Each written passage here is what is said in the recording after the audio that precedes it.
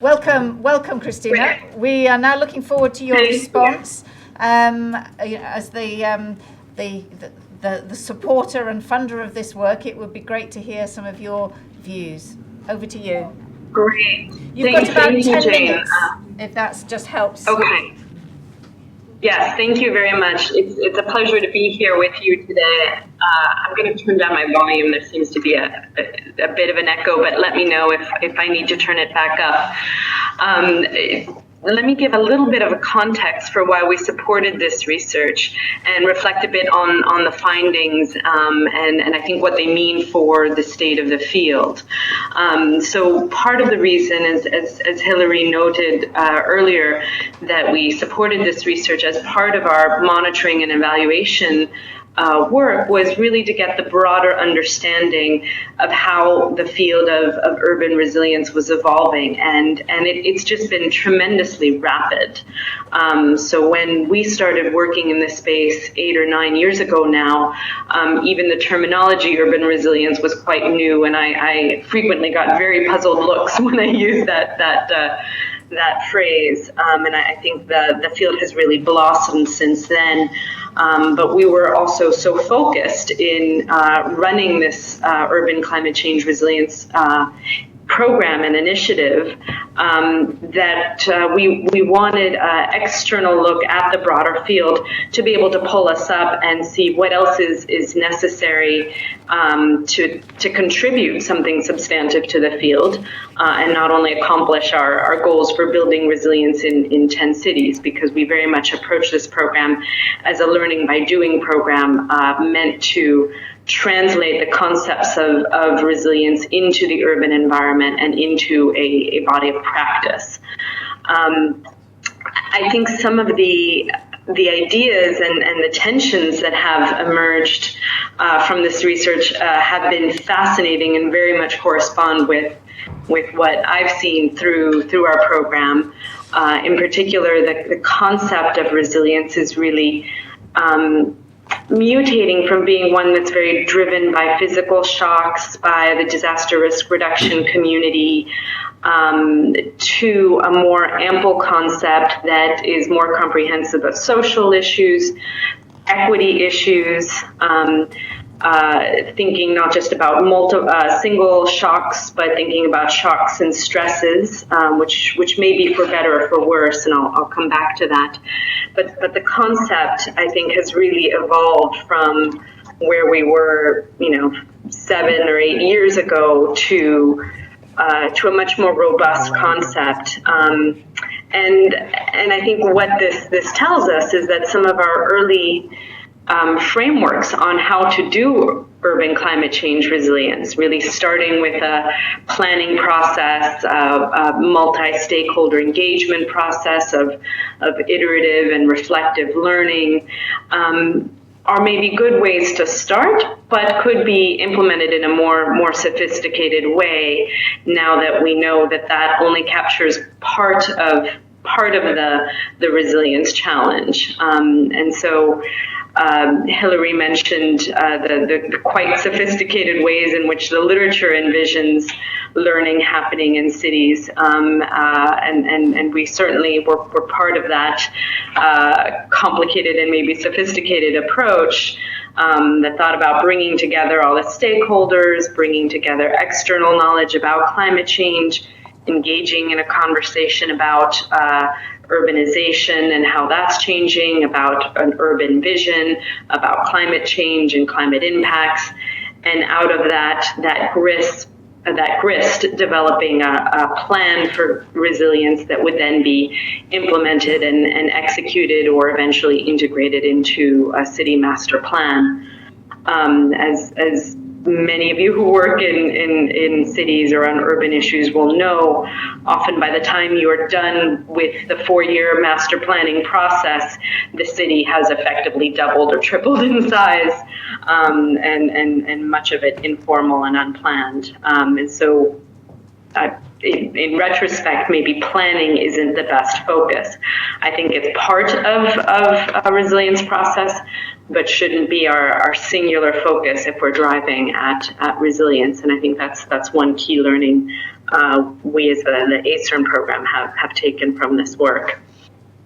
The second a big area is really the issue of political engagement, and that resilience has shifted from being something that's very driven by sort of technical expertise and focusing on analyzing shocks and stresses and probabilities and infrastructure to one that's much more about a social process. And I think that's a very good thing, that we're now looking at power and voice and where space is created for this discourse in the city and who's not at the table.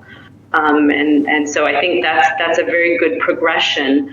But the thinking is still rather new, as Aditya pointed out. The literature is catching up, but I think the thinking within cities and within urban resilience programs and processes is still quite nascent around the social issues and equity and how to make it a more equitable process.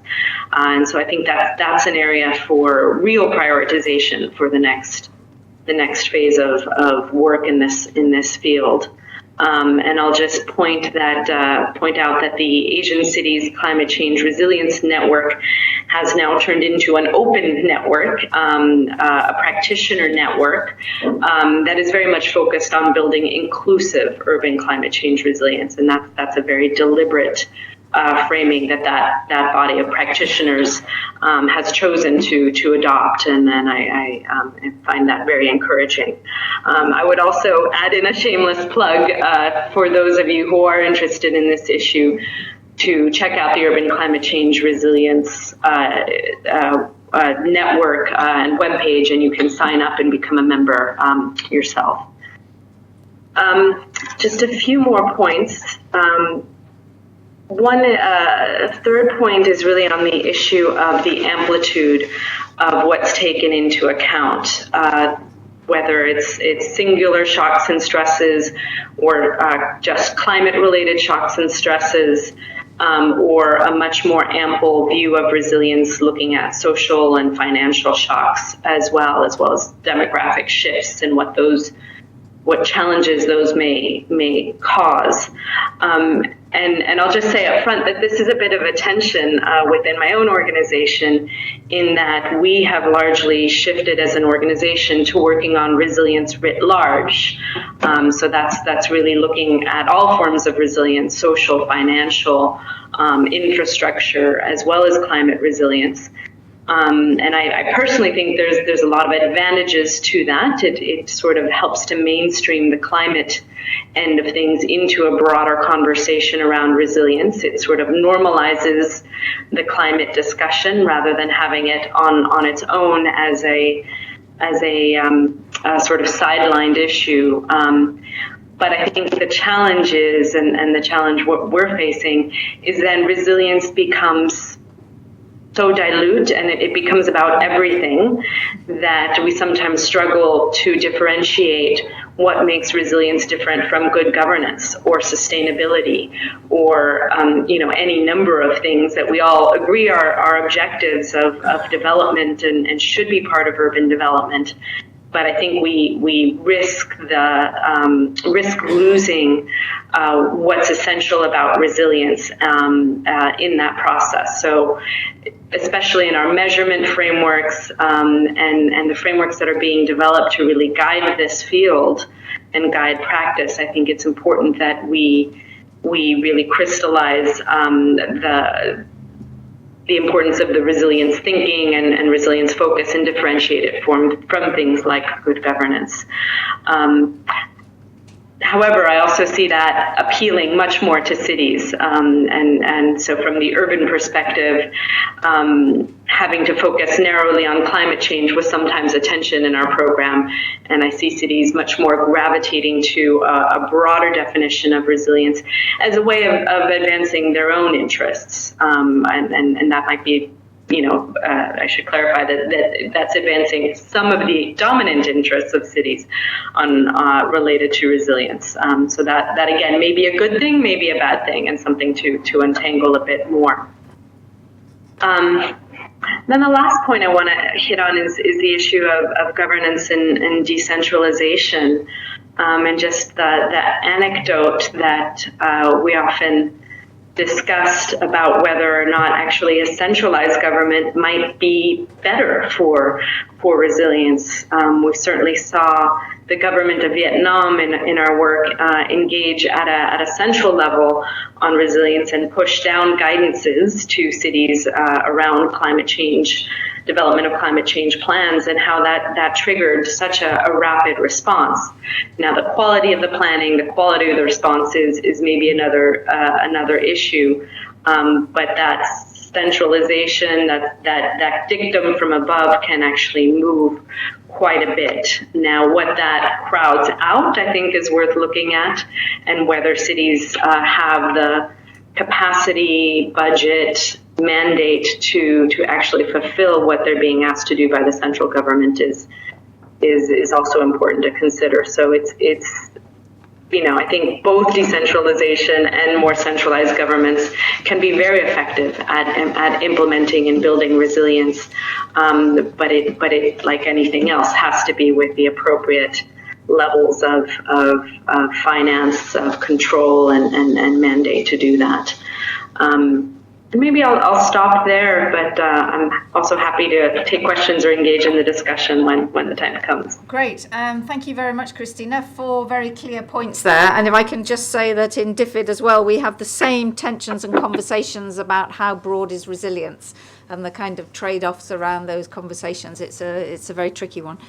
I'm going to now open it to the floor, and we'll see how time goes. I'm going to ask the... being said. Apologies. Okay, Christina, our microphone was off, but I don't need to repeat what I just said. I think we'll just open the floor to some questions. I'm going to ask the speakers if when they respond, they will try to keep their replies short. And if you're staying after, you can always pick up on the speakers in the reception later for a more detailed answer. But then we can try to get in a few more questions. I can see... we'll take we'll see how many there are, and we'll take a little cluster and see how we're going for time. Is there a mic? There's a mic coming here. And then Garima, one of our panelists also. Thank you, Hilary and Aditya. Really informative presentation, and the studies definitely seems like something I need to read up on once it's out published. I mean, one of the sort of statistics or projections that sort of often comes out when looking at resilience, what resilience might look like in the future, is this projection about 60% of the habitat needed to house people in 2050 has not yet been built, and to me that critically raises questions about who will build that and how. And one of the sort of absent dimensions so far in the discussion has been about the private sector. And unfortunately, the sort of predatory interests that are driven by, profit maximizing bottom line. And I wondered if either your work through this study or if your general thinking around resilience, and Christina, perhaps you could comment on this as well, whether there has been work done about how, firstly, the big private sector actors can be engaged. So I'm particularly speaking about the builders here, can be engaged in a discussion like this. But then how perhaps we can structure our recommendations in a way that are geared to tempering this sort of profit maximizing bottom line towards more resilient outcomes. Okay, we've got, if we take two more, and then the panelists could be thinking about the answers. Garima.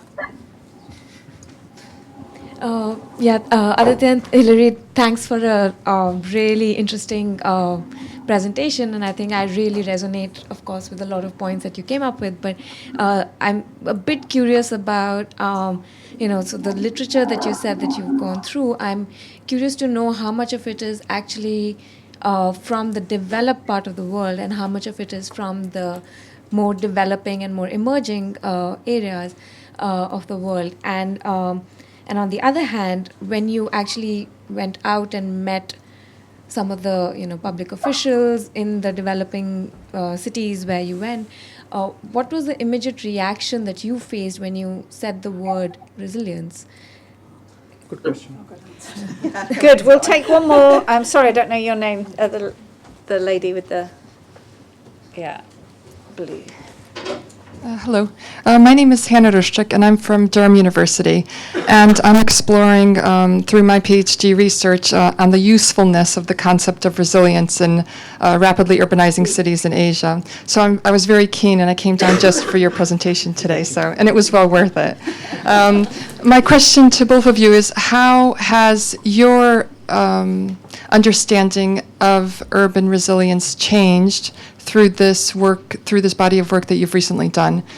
And I think if you can specifically comment on how your understanding has changed in relation to what Christina said about the likelihood or possibility for resilience to overlap with sustainability and good governance issues from the municipal perspective. Great questions. So we've got one on engaging maybe with the private sector, another difficult, maybe one directly for Aditya around the literature, and maybe one for all of you to think from, was it Helen? Sorry, about, how's our understanding changed? Christina, would you like to go first? Sure. I'll say a little bit about the private sector and engaging the private sector, and it's something we've really set as a goal for ourselves and tried to do. I'd say with very mixed success. In some cases, we see good engagement from the private sector, but I would say it's largely from small and medium enterprises, chambers of commerce, entities that are operating at a much more local scale that see their own interests in having a more resilient community. And as a sort of example of that, the Surat Chamber of Commerce from Surat, India, has been one of the biggest champions of resilience work in the city of Surat, and often it's because it's a great number of small and medium enterprises and a few larger ones that see business interruption from flooding and want to prevent that in the future. And there's also a broader sort of civic spirit of civic engagement and betterment. It's been much harder to engage at a larger scale, corporates, large builders. We've really struggled to do that, but still have that as a goal. I think there's been much more traction in the insurance sector, and that might be one way to get both the building sector and the real estate development sector engaged on these issues. I think they do need to be at the table. They may need to be somewhat forced to be at the table through the costs of insurance and through regulatory pressure. That's maybe a gross generalization, but I do think that there are important players to have at the table and really have been absent thus far. Great. Okay, Aditya and Helen. I'll make a few quick comments and then ask Hilary to pitch in. I think Jaideep's question on the private sector is a really interesting one. I think first, I don't know if you agree with me, Jaideep, you're the expert in this field. There's a need to think of the formal private sector and the informal private sector slightly differently. And I think Christina kind of alluded to that in her comments also. And I think we need to engage with both. If you think about second and third tier cities in India, who is upgrading slums and who's really expanding onto peri-urban areas? It's informal coalitions of builders and masons who are doing that. And we really need to reach out to them and do capacity building programs around how to build in a more resilient way with them. With regard to the formal sector, I think Christina pointed out some of the levers, but I also think the Rockefeller Foundation, for instance, is leading this whole idea of resilience dividend, where you don't only do doom and gloom scenarios where insurance companies tell big companies that this is how many billions you'll lose if you don't build the next township in a resilient way, but you try and explain to them that building resilience can attract jobs, can increase markets, can grow the size of your economy, and really deliver a resilience dividend. So I think let's think about the private sector in a slightly more complex way and use different arguments to incentivize resilience building. Garima, thank you for your question. I'll have to go back to the paper to give you an exact answer, but I think, as I recall correctly, 60% of the papers are talking about lovely, beautiful cities in Sweden and the Netherlands, and about 40% are really dealing with complex and messy cities in the developing world. I'll ask Hilary to pitch in with the kind of adverse reactions that the word resilience elicits from policymakers and practitioners in developing world, and how actually they think about the term resilience. Hannah, your question, I'll have to have a half bottle of wine to take the edge off after this to really talk about sustainability and resilience and the relationship between them. But thank you. I hope to meet you after this. I think I feel very much the same about the last one as well. But to go to your question about the public officials, in the first time we did it, we actually spoke nationally to people and we asked them about resilience and their understanding of resilience. But when we went to the cities, we actually made an assumption that they wouldn't necessarily know what resilience was. So we looked at the what was coming from the literature and we discussed, and we decided that approaching it from the point of view of asking about response to shocks and stresses and how they planned in the city and things like this. And then we drew our own conclusions about resilience rather than actually asking them about resilience and them just saying, what? Which is possibly where I started maybe 10 years, 6 years ago when we started with the ACERN programme. The only other, my final point is on private sector. Throughout the monitoring and evaluation, that has been the hardest point, entry point really. But there's a couple of interesting things from the findings from the research that actually, where you had a city like Lipa that was growing, and the Chinese cities as well, where they were saying, right, yeah, we've got loads more people, right, we've got more jobs, we're going to increase the infrastructure, we've got more people coming into educational institutions. Those were actually private sector that they were coming into. So in some ways, the growth of the private sector was in some ways connected to the resilience, I suppose, in some ways, of the city. So whilst they're not necessarily entering into the discussions, they're very much there, the indigenous private sector in that city, I would say. Cool. Great, lovely, Hilary. Christina, would you like to come back in? Yeah, I'd like to jump back in and make a brief point on the usefulness of the concept of resilience. I think early on, we certainly gravitated to resilience rather than adaptation for a couple reasons. It's much more of a positive frame, much more, I think, representative of the capacities that are needed to respond to climate change and be prepared for uncertain futures. But also it is a boundary concept that has a lot of meaning in different fields. And so it was useful to have a somewhat ambiguous concept early on that people understood in their different ways and could sort of latch onto. I think now the field is at a point where it's trying to get much more rigorous about measurement frameworks, about indicators, and that's important, as Aditya mentioned, for doing things like measuring a resilience dividend and really valuing that. But I think the challenge that we're facing in that putting together more precision is that we're either diffusing the concept as it is becoming more like sustainability at times, or other good governance and the like, or it becomes too narrowly specified to really get the buy-in that you want to get around it. So there's a little bit of a tension and a double-edged sword to that, to defining the concept very concretely.